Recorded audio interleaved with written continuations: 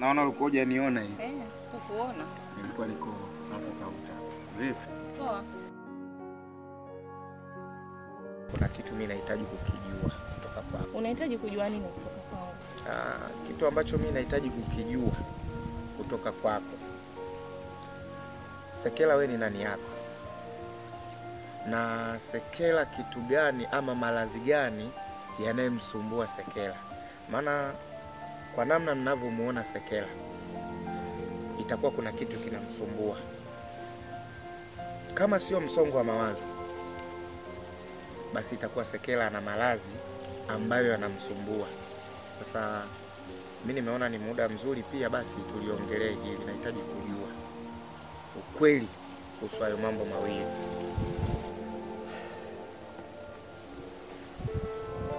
Sekela mimi ni rafiki yangu. Sekela anatokea kijiji cha Njinjo kulikotokea mafuriko. Kwa hiyo unataka kuniambia Sekela mtu wa Njinjo? Sekela ni mtu wa Njinjo. Na walimu shuleni waliniteua mimi nimpeleke Sekela kwao. Ila cha ajabu, tulipofika mji wa kwao, Sekela alidondoka na kuzimia.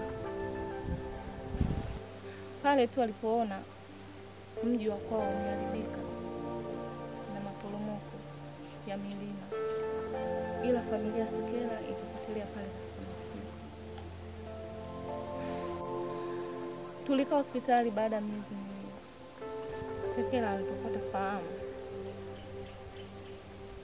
alikohoa sana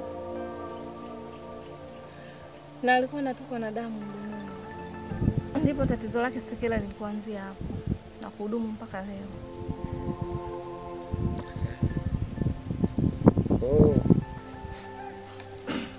Ni kitu gani ambacho kinafanyika ili Sekela aweze kusurvive? Sekela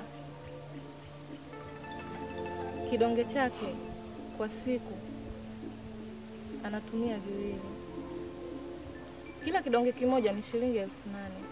Kwa vidonge viwili 16,000. Na kwa mwezi hela ni 480,000. Kwa hiyo unawezaje kumudu na kumsaidia?